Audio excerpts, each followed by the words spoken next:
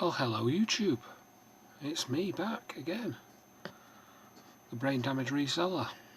Yeah, I've got a good roundup this week of figures and a little bit of just a few ideas of what to bang around, because I never write anything down. I don't have any planners or anything like that, or I'm not really an organised person that way. Everything's done in my head, and my head is a little bit damaged these days.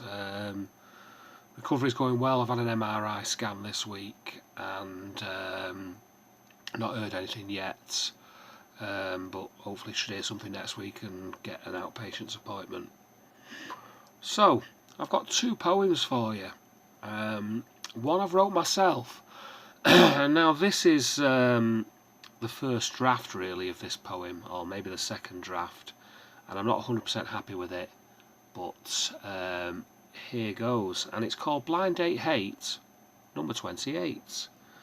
She looks at me through half-glazed eyes. I'm a blind date failure, it's no surprise. Serial blind dater, lover not a hater, but every time it's a yawn, and yeah, see you later. Disastrous blind date number 28. A blind date set up by a mate whose sister's mister had a sister. Don't worry, you say, she's right up your street. She's got a pulse and I've set up a meet. Blind date numero 28. Will it be love over hate? Collie wobbles and a pain in my guts. Will she think I'm funny or just plain nuts? I trip over my words, coming out wrong. A nervous spray of spittle during the small talk. We're only to the starter and she started to walk. I know it's wrong, she tries not to show it. Too late, it's failure on blind date 28. I need to sort that verse out. Where's the ladies' waiter? I hear her say. 10 minutes later she's gone, she's run away. I'm all alone with a bill to pay. It's exit by the bogs, the coward's way. Pavlova for one to save the day. Seek comfort in food, it's the only way. Always the optimist. I'll be fine. On my next blind date, number 29. Well, hopefully, probably, or maybe. Now, I caught that up a little bit in the middle there. I just need to work on that third verse. There's a couple of lines I'm not happy with there. But that's it. But now, for a professional poem, written by a professional, and read by an absolute amateur like me. Now this is a John Cooper Clarke classic. I've held off from doing this one for a while because you know, I just thought I'd do some of the more funny ones really. And this one, I can't give you the title because the title appears in the very last word of this poem. So here we go. I'm going to have to read it off a screen, so I'll do my best. Like a nightclub in the morning, you're the bitter end. Like a recently disinfected shithouse, you're clean round the bend.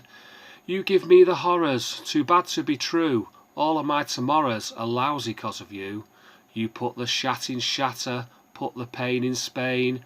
Your germs are splattered all about, your face is just a stain. You're certainly no raver, commonly known as a drag. Do us all a favour, here wear this polythene bag. You're like a dose of scabies, I've got you under my skin. You make life a fairy tale.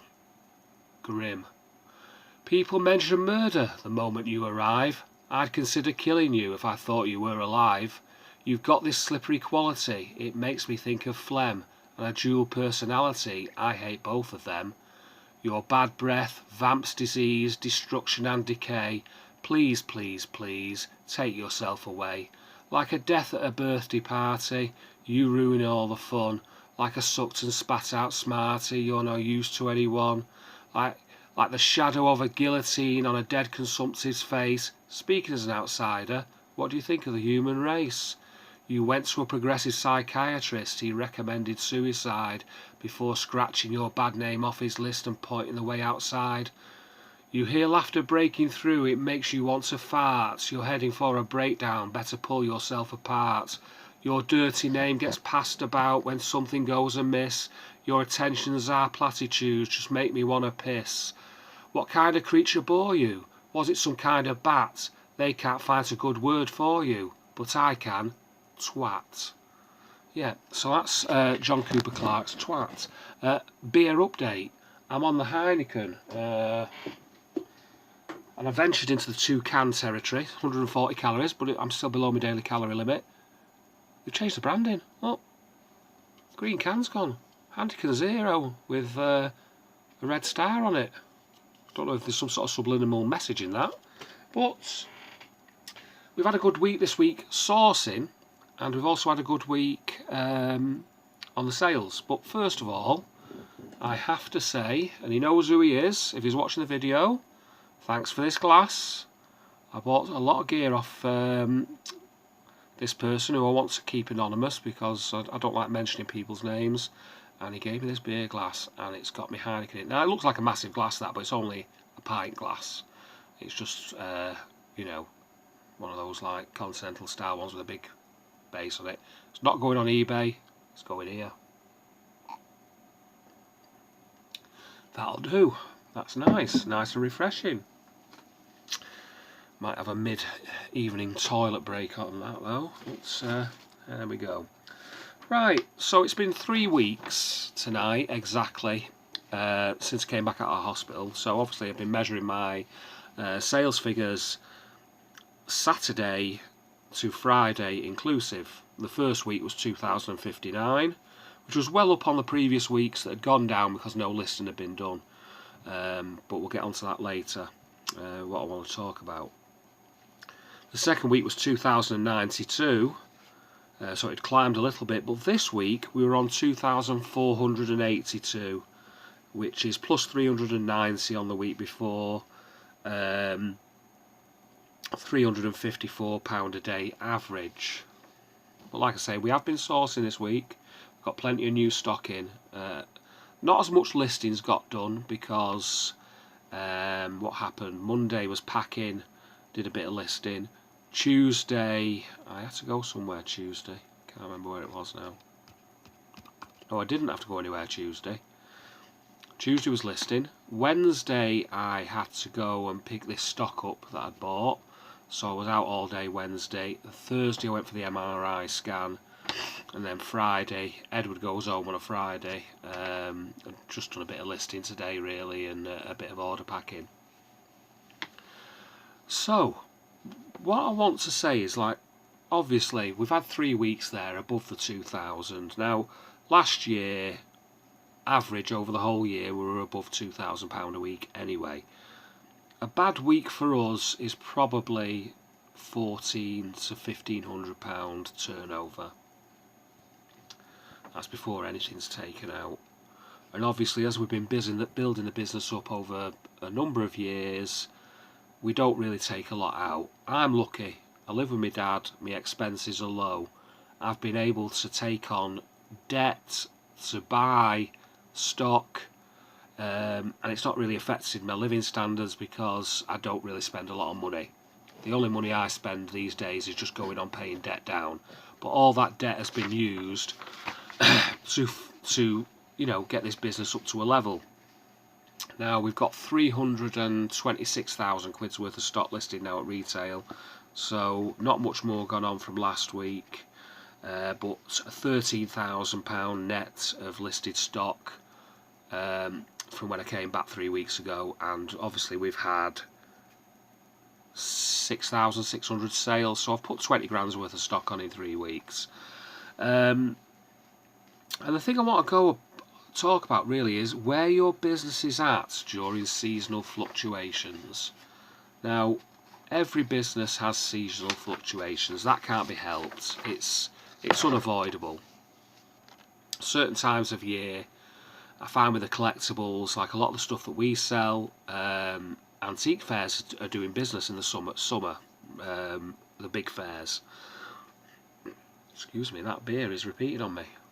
Yeah, so some of the collectors, you know, they collect whatever time of year it is anyway. They're always collecting, but during the summer, collecting can become a day out because the weather's better and people go out and events are on.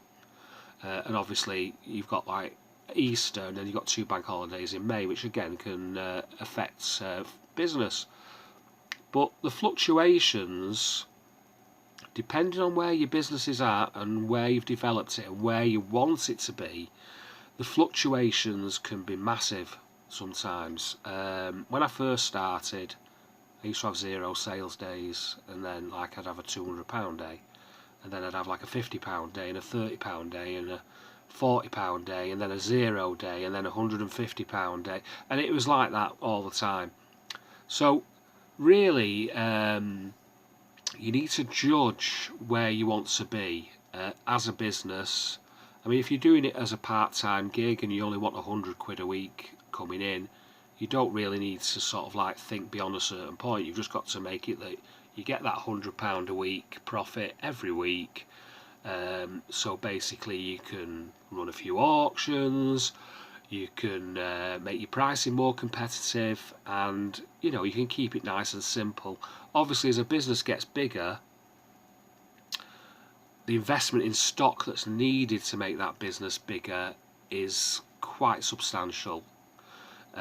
So you will get fluctuations and cash flow, not emergencies, but cash flow problems. So you really need to judge your business on what it does in the bad months and the bad weeks. If that's not enough for what you need more stock. It's as simple as that. I've always said this, always from day one, that I will judge it on what I do on a bad month, and then obviously you average it over the year.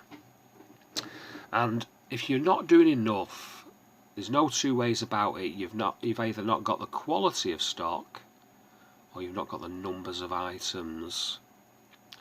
That's the basic problem there. But you should never ever really judge on you when you have a fantastic week. A lot of resellers make the mistake. I've done it in the past. We've all done it. I'm not singling anyone out. I'm just trying to give a general talk about this. Of say the Christmas month, for example, where they'll start reselling, say in October, November.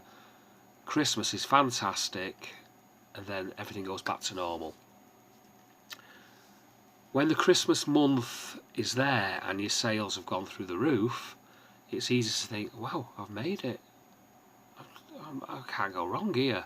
It's just human psychology. You think, well, there's no way that this business is brilliant. I'm sorted. And then as soon as the dip hits, you start thinking, what am I doing wrong? Nobody wants my items.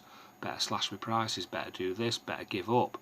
And a lot of people do give up. I mean, we've been at it solidly now since August 2014, and the number of resellers just on YouTube that I've seen come and go has been unbelievable.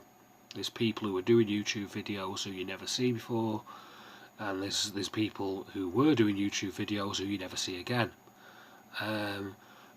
When you look at people's stores who subscribe to you, lots of them have disappeared. Craigslist Hunter did this. He went through people's stores and he found that 95% of them had disappeared.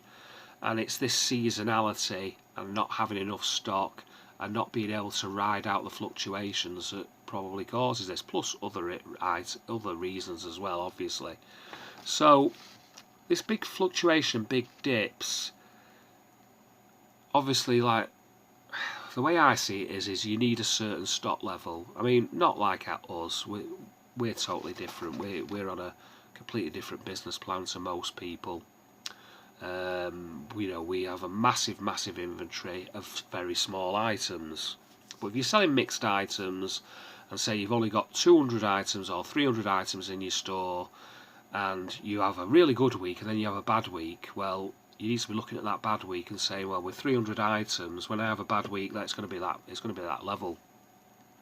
You'll see a pattern emerging if you look at it over a few months. So you think to yourself, well, I need to double that really to get that my bad week is equivalent to what I have for a good week now. So yeah, I would say that anyone who's having fluctuations, it's putting the stock on. And then we come to the age-old reseller myth that a lot of resellers say, you can't list your way out of trouble. Now, to a certain degree, there is some truth in that. If you're listing rubbish items, you can't list yourself out of trouble. If you're short of space, you can't list yourself out of trouble, and obviously if you're short of money and you haven't got any back stock, you can't list your way out of trouble. But if you've got back stock, you've got available cash and you've got available space, you can list yourself out of trouble. Prime example being that I was in hospital and not listing for 8 weeks. Edward was doing all the other background work, but he barely listed maybe 100 items in 8 weeks.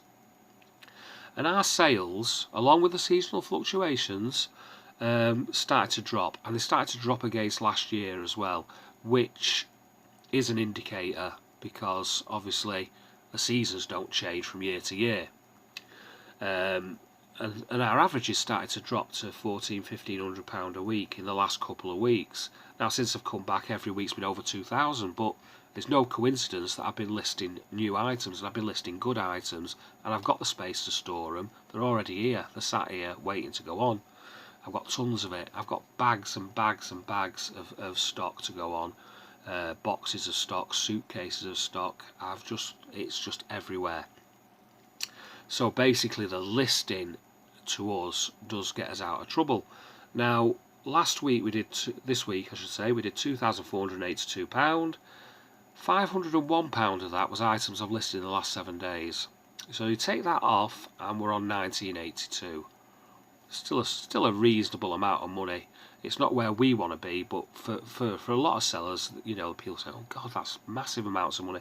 But we've got a lot of costs, and we're trying to get it to support 2 people with full-time wages, and obviously support Edward's family as well. So to us, that is not enough money. Oh, it's a work in progress. But £501, that's 20%, or just a little bit over 20% of last week's turnover from items listed in the last 7 days. The week before it was 25%, and the week before that it was 25% was new items. So basically there, with £1,500 of our 6,500 has been items listed in the last 7 days. So if there was no listing going on, we would have been at least £1,500 down, but it would have probably been more, because obviously each week I'm not counting stuff that's been listed for 2 weeks that's sold, so and 3 weeks that's sold. But that input of new listing has definitely made a difference. So like I say, you judge your business by the bad weeks and the bad days. You haven't made it based on one good week. If you have an exceptional week, it doesn't mean to say you've made it.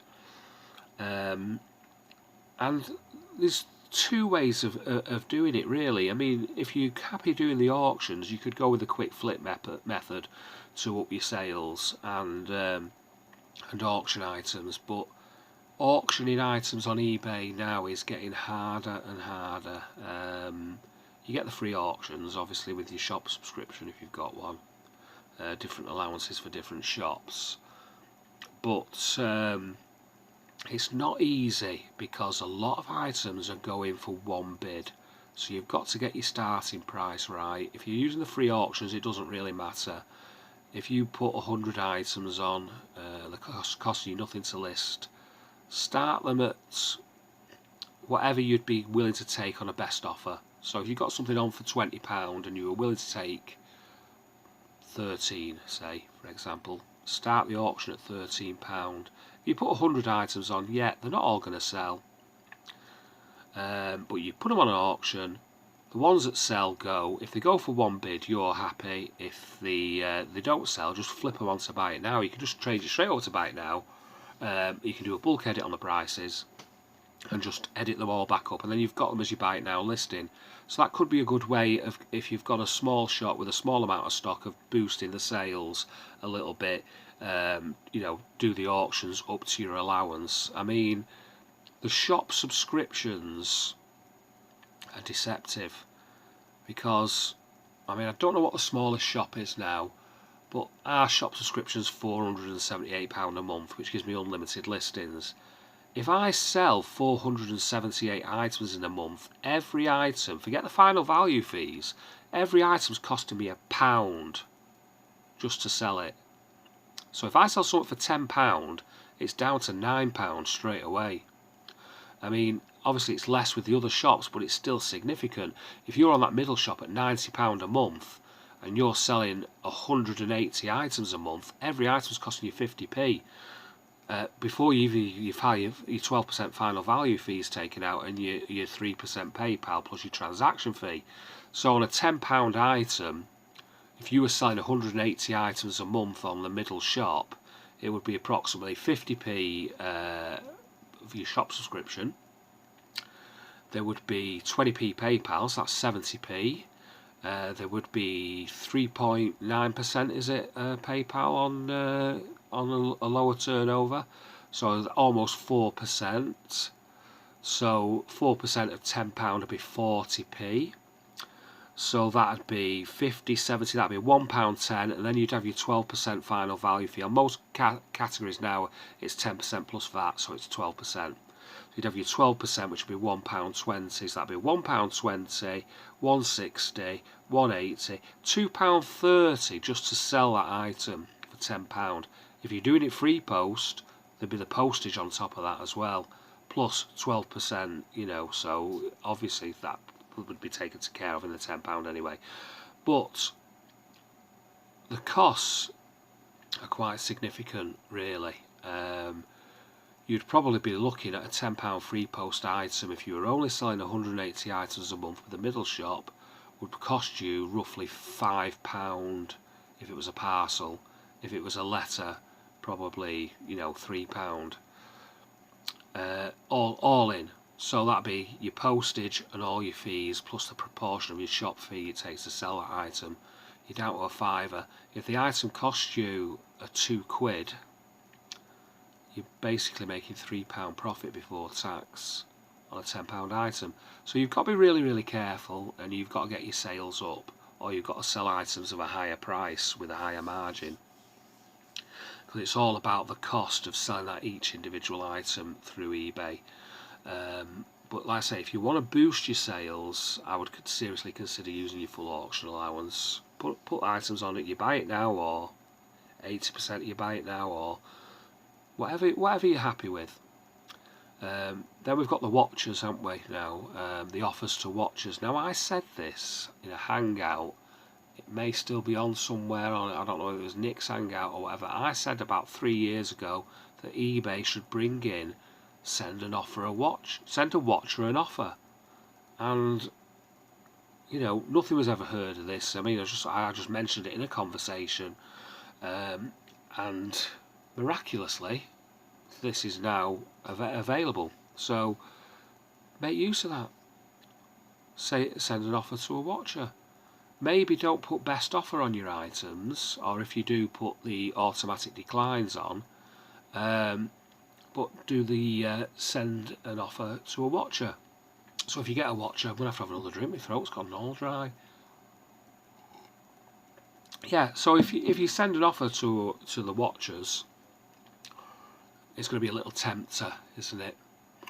And then another tool you could probably use is promote your listings. I've heard mixed results over this, but I think everybody's jumping onto it. So if you don't jump onto it, basically, you know, you're not gonna feel the effects of it, really.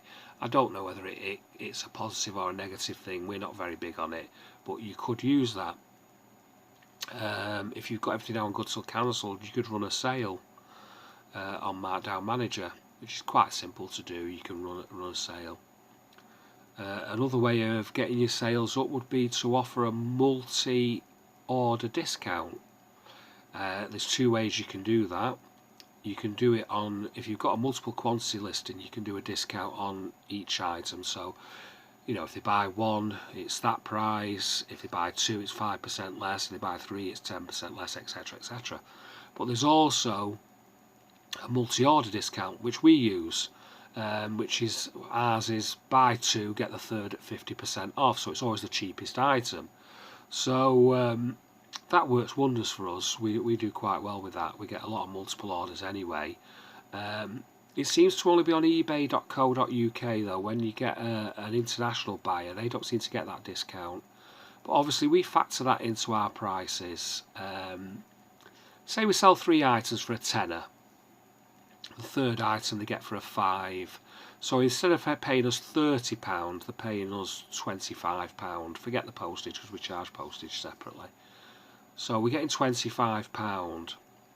But out of that £5 discount that we've just given them, we've actually saved some money, because if we sold those 3 items individually, there would be 60p in PayPal transaction fees, where obviously it's in one order, there'll be one transaction fee. So we've saved 40p on fees straight away. We've also, out of that £5, 12% of it's going to eBay. So eBay are getting would have been getting 60p of that, and PayPal would have been getting 4%, which 4% of a 5 is 20p. So 80p of that would have been going in fees anyway. So you're giving the customer a discount of a £5. Really, you're only giving them £4.20, and potentially you're saving another 40p in transaction fees. So you're actually giving them £3.80. And then obviously there's tax and VAT and everything to come out of that as well. So the actual discount you're giving them is not as big as it first seems when you actually break down the costs that you would have had to pay on that extra income anyway. So it can be quite useful to do the multiple discounts. But as a little recap, like I say, you need to look at what you need to be earning. If you need to be earning £1,000 a month net, and you're nowhere near it, unless you have a really good month like at Christmas, you need to be making an adjustment there. You've obviously, in my eyes, probably not got enough stock. If the rest of the year you're below what you need, but when it comes to fourth quarter, they call it, but it's actually third quarter because the financial year runs April to April, but we'll call it fourth quarter. When you come to fourth quarter, you're doing enough figures that, yeah, I'm making me £1,000 a month, but as soon as it hits January, February, March, you're not. You're earning £700 or £800 a month. You need to be looking at how many items I need to sell to make £1,000 a month, working out your sales ratio at the moment on how many items you've got listed and how many are selling every month, work out your sell-through rate, and then raise your stock by using that calculation, so that your sell-through rates, say your sell-through rate's 20%, you need to push the items up by a certain percentage.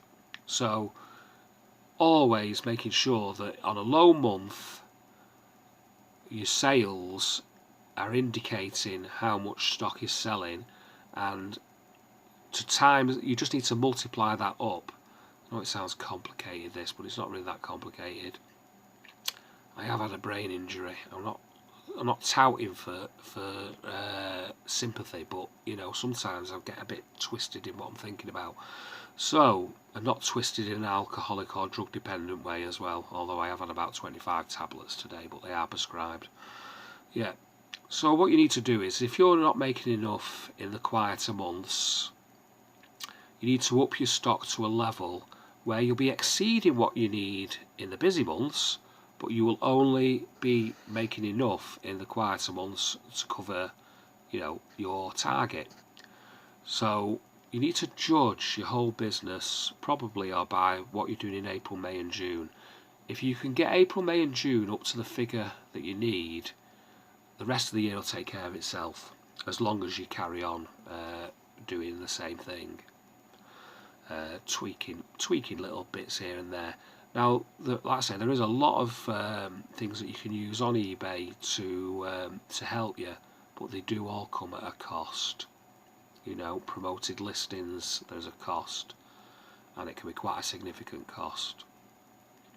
The markdown manager, if you do a sale, if you don't get your prices right, there's a cost. Well, there is a cost there anyway, but there would be even more of a cost, because you'd end up not making a profit on anything. Buying increased stock and more listing to make more money, there's an upfront cost. So there's a lot of costs involved, but when you're running one of these businesses and you're building it up, especially if you're building it up to a large level, you cannot avoid costs. A business eats money. Ours has done, and yeah, we're doing okay now, but we're not really doing what we should be doing. You know, we should be doing a lot more than this. Really, our targets are a lot higher than what we've got. We're taking now. That's just a figure. 2,482 in a week. Wow, big deal. You know, it's just a figure.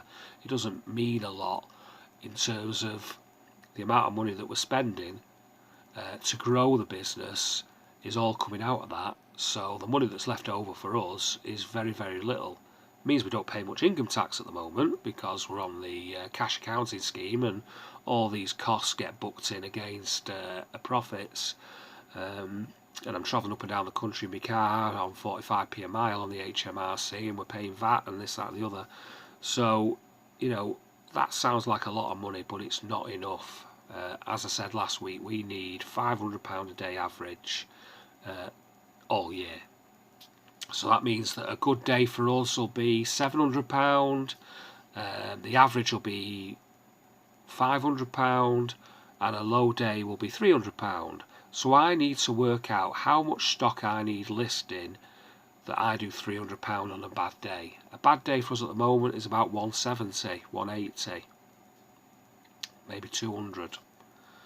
So to get it from 200 on a bad day to 300 on a bad day, how much stock do we need? Well, we've got 46,000 items listed.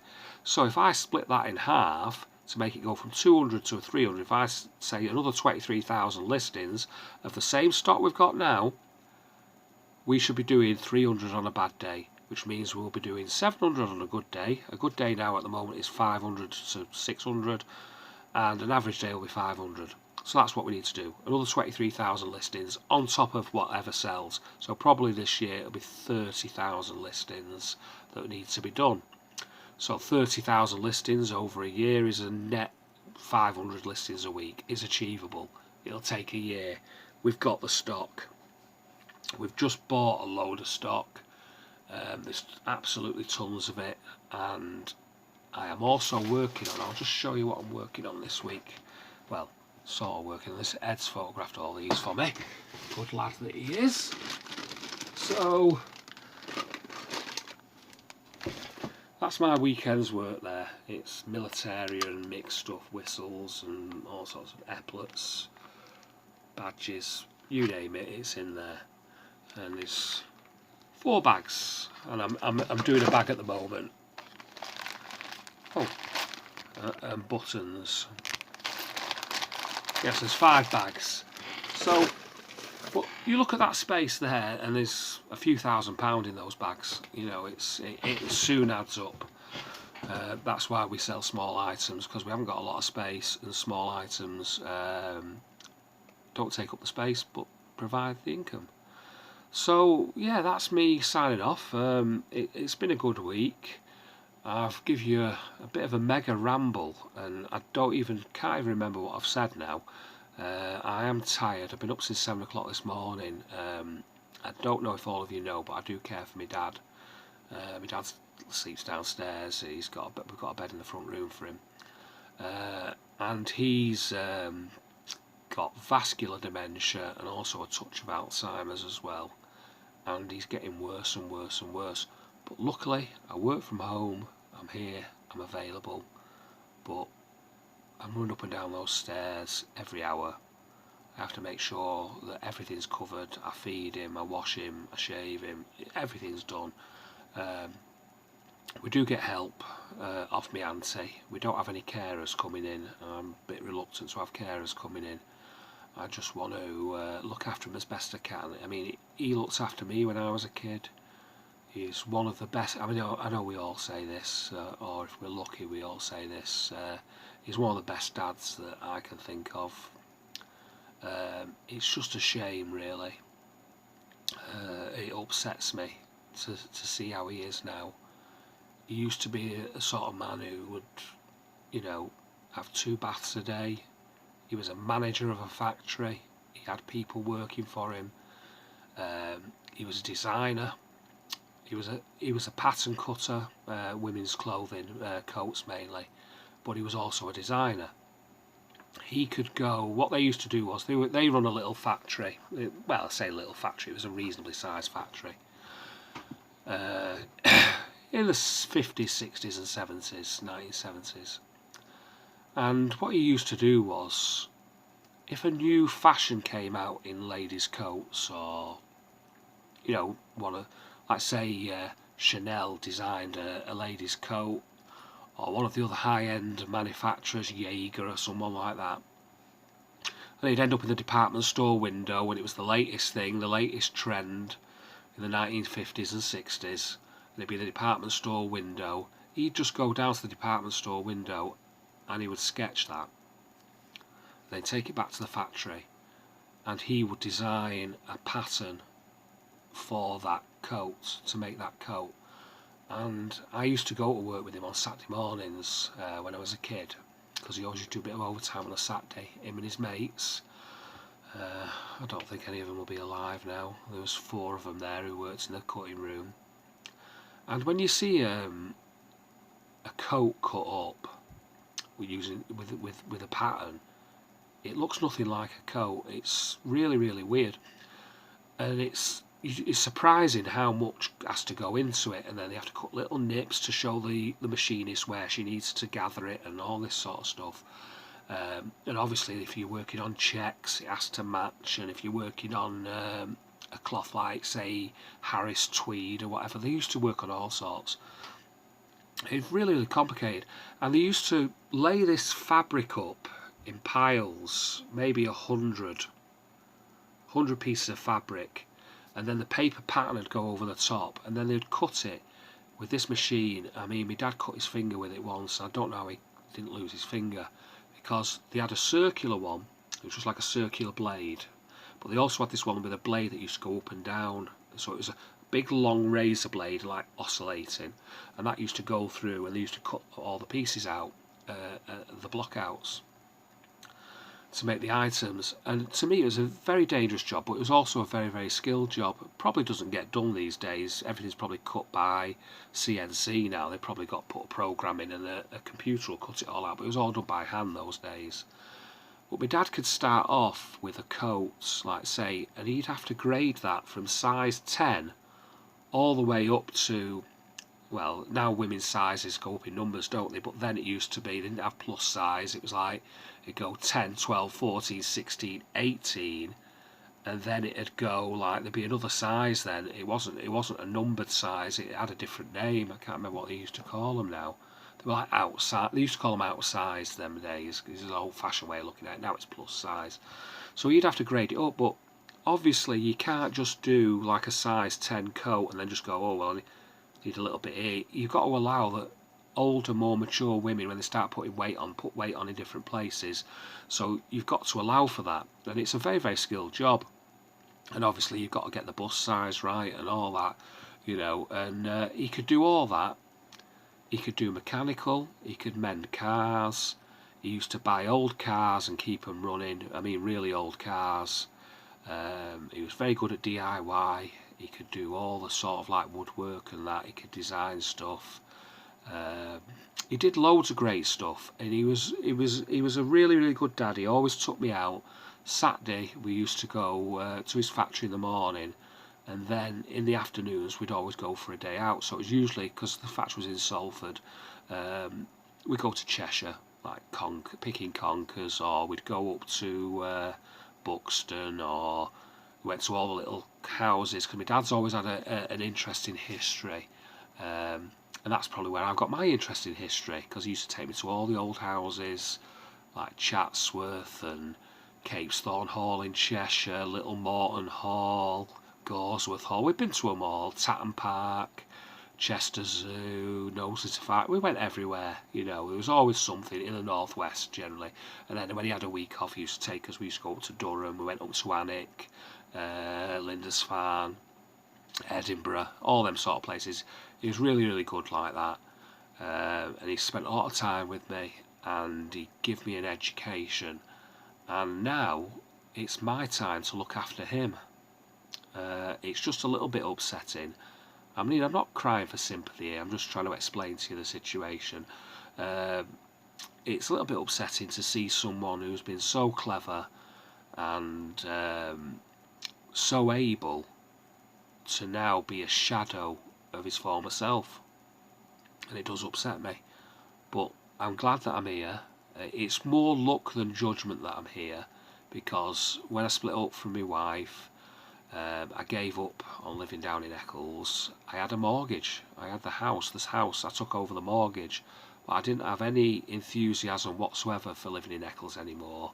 Partly because I could see her out with, you know, her new partner while I was taxi driving, and it used to upset me, which naturally it would. And I just gave up on the place. I mean, I'm over that now. This happened years ago, but I gave up on the place, and I just didn't pay the mortgage, and basically the house got repossessed. But I was lucky that I did get a payout, because it was the time when the property values were going up, and the mortgage owed on the house was less than what it sold for, so I did get a little bit of a payout, not a lot. But my dad took me back in, and I lived here. That was year 2001, so I've been here 18 years, and my dad's been going downhill probably for about 9 or 10 years, and been really bad for about the last 12 months. So, you know, what comes around goes around, doesn't it? He's done me a favour, and I'm helping and caring for him. Yeah, so that's it. So I didn't expect to be talking about that really tonight, but it's just one of those things. I just tend to go off on a tangent. So yeah, it's not been a bad week. If you're struggling with the sales, just try and think how much you need on a bad week to earn, and then adjust your stock accordingly, and you'll probably find that it'll be easy. It's not easy adjusting your stock. I've just gone through this. If you've got cash flow problems or whatever, but just try your best, keep at it, keep your chin up, and keep going. That's the most important thing. And if you have a bad day, remember tomorrow is another day, and anything can happen. So that's me signing off. Good night and God bless. I hope all of you are getting where you want to be. I hope you're all happy and content in your reselling, and I wish you best luck for the next week. That's me going. Bye.